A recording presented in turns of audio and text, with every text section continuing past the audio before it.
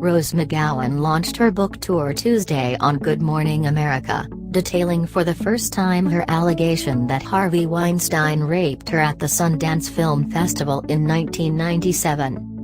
"A lot of victims and survivors will say they detach, and you really do," McGowan told interviewer Robin Roberts. "You float up above your body because you're trying to figure out. Your brain is in another place and all of a sudden your body is like, what?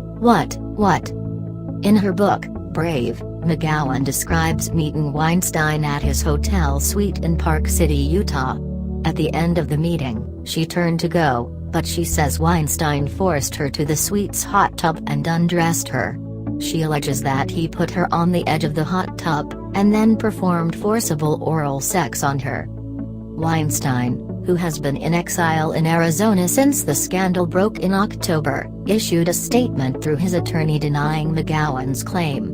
Ben Brafman, the attorney, states that Weinstein has refrained from criticizing other accusers, despite a wealth of evidence that would demonstrate the patent falsity of these claims. Watching the performance by Rose McGowan as she looks to promote her new book, however, has made it impossible to remain quiet, Brafman continues.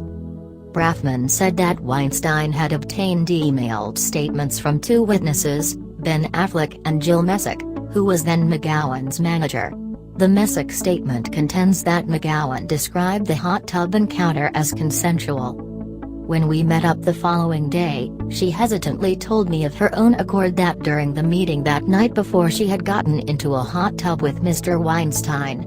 She was very clear about the fact that getting into that hot tub was something that she did consensually and that in hindsight it was also something that she regretted having done," Messick is quoted as saying. Messick set up the meeting between McGowan and Weinstein. Following the encounter, Messick went to work for Miramax for several years. In her book, McGowan says she immediately told Affleck what happened when she saw him at a photo op. In the statement released by Weinstein, Affleck says, "She never told me nor did I ever infer that she was attacked by anyone. Any accounts to the contrary are false. I have no knowledge about anything Rose did or claimed to have done." Weinstein's statement also included 3 photographs from an Amphar gala in 2005. In one of them, McGowan has her hand on Weinstein's shoulder. In a second, Weinstein is smiling and talking to McGowan, who is seated at a table. The implication appears to be that the two were on civil terms in 2005, and thus he could not have assaulted her 8 years earlier. McGowan is also set to appear on ABC's Nightline on Wednesday. In an interview for the program, she describes Weinstein as a sociopathic predator. "He thinks he's done nothing wrong," she says. McGowan is set to appear at a discussion at the Barnes & Noble in Union Square in New York on Wednesday, and at the Grove in Los Angeles on February 7.